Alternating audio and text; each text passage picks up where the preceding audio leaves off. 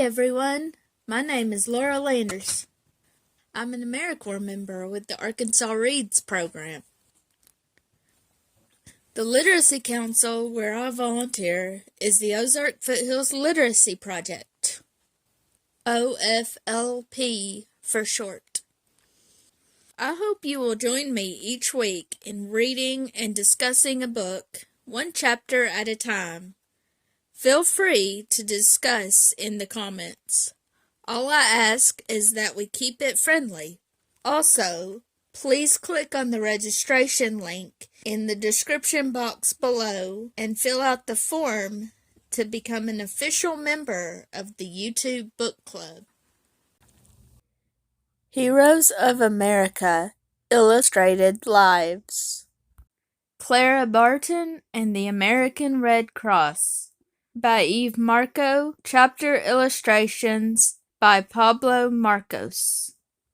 Cover illustration by Jordi Torres. To start from Chapter 1, click the link in the description box below. Chapter 16. Glen Echo. "Come in, Stephen, come in," Clara Barton greeted her nephew at the door. "Come see my new house." "Aunt Clara, I've brought more company," Stephen said.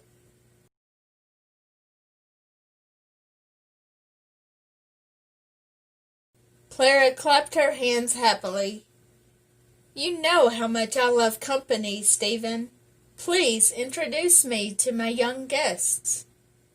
Stephen walked in, accompanied by two children.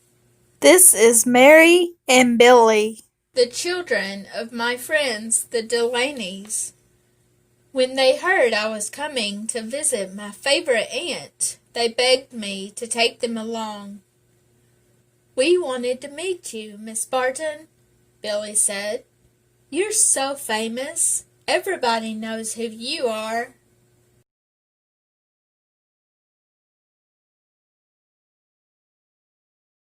"Why, thank you, Billy," Clara said. "I am always happy when children come to visit me."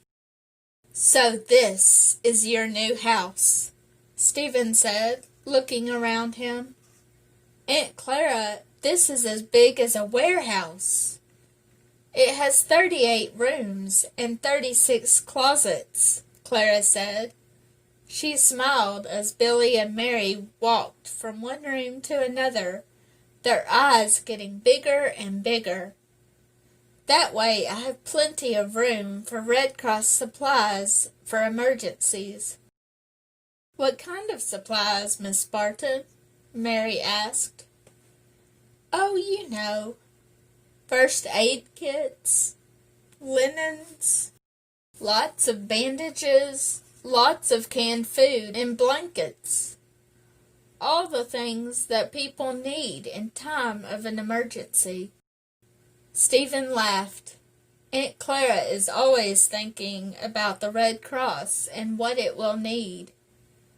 "As a matter of fact," Clara said with a twinkle in her eye, "guess what the name of the house is?"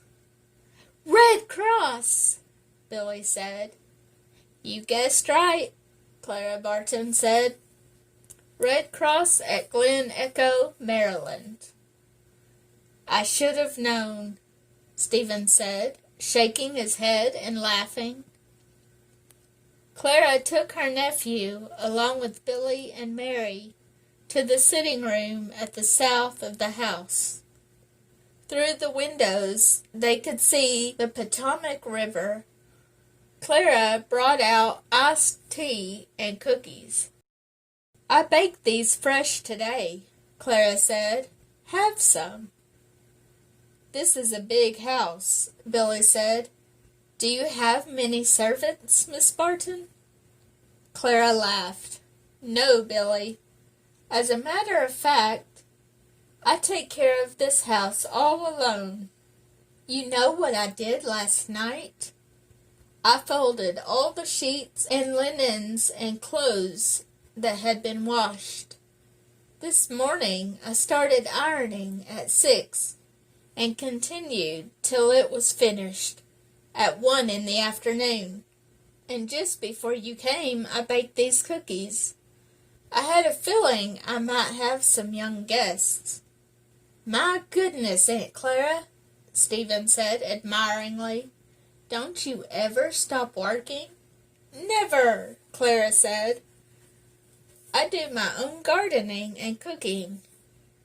And do you know how many hundreds of letters I receive every day, especially from young people all over this country? I answer every single one. Miss Barton, Mary said, looking up bashfully at Clara, I want to become a Red Cross nurse, just like you. I want to take care of wounded soldiers like you did in the Civil War. And I want to be a Red Cross volunteer, Billy said, looking proudly at Clara. I want to go with the Red Cross whenever something terrible happens, like a flood or a hurricane or a bad fire. I want to give out clothes and food, too, and help people build homes, just like you do. That's a fine thing to want, Clara said, beaming at both Billy and Mary.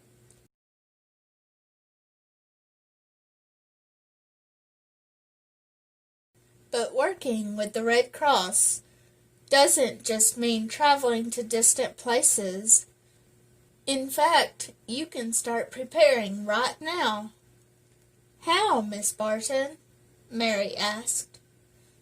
As Red Cross volunteers, there are many things you'll need to know, like how to cook and sew and provide first aid. We now give first aid classes, even to children your age. Do we really have to learn all those things? Billy asked. When I was your age, I learned how to cook and sew, and I took care of little animals when they got sick. I even took care of my older brother David when he fell and got hurt. All those things came in very handy for me when I had to nurse and feed soldiers and sew clothes in Strasbourg. And the wonderful thing is, you don't have to wait till you grow up to learn these things. You can start right now. In a few years, you'll be ready to join the Red Cross. That sounds like a long time, Billy said. Don't worry, Clara said. Several years will pass very quickly. When you're ready, the Red Cross will be there. Clara Barton looked down the Potomac River in the direction of Washington, D.C., where she had lived for so many years.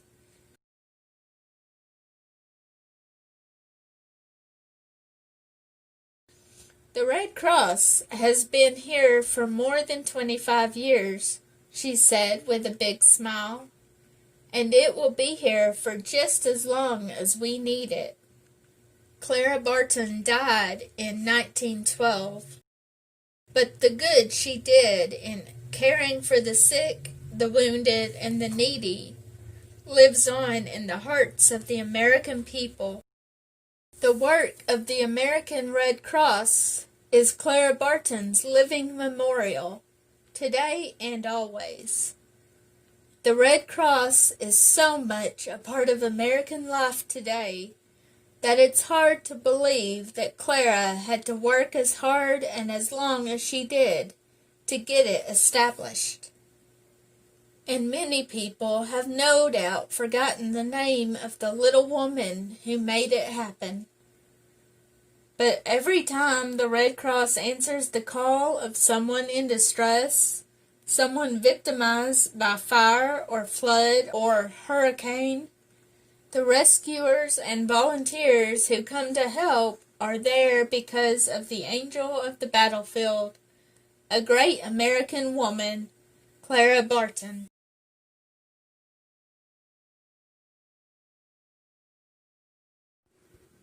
Here are all the important dates in Clara Barton's life that we learned about in this book.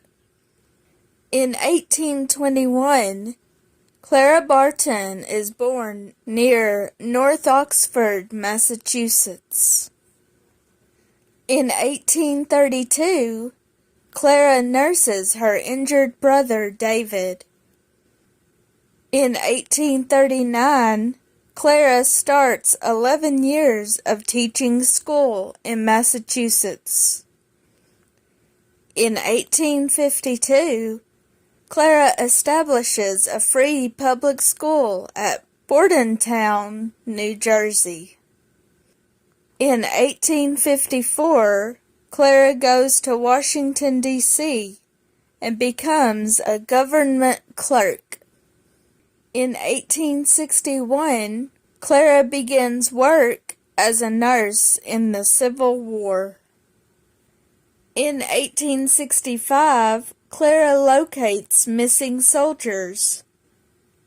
In 1869, Clara sails to Europe. In 1870, Clara has her first meeting with leaders of the International Red Cross. In 1873, Clara returns home to organize the American Red Cross. In 1881, Clara leads Red Cross relief after fires, floods, hurricanes, and earthquakes. In 1884, Clara helps victims of the Ohio and Mississippi floods. In 1912, Clara Barton dies in her home in Glen Echo, Maryland, on April 12th. Clara Barton, Chapter 16, Discussion Questions. Number 1. Billy seemed impatient to grow up.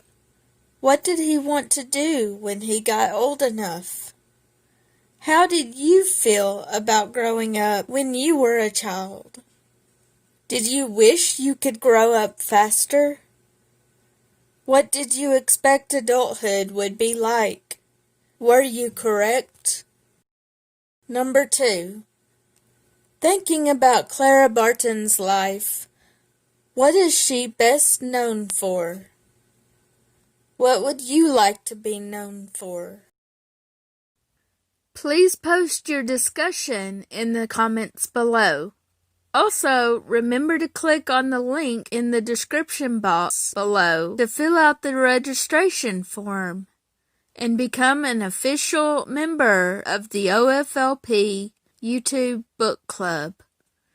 Thank you so much for listening and participating in the OFLP YouTube Book Club.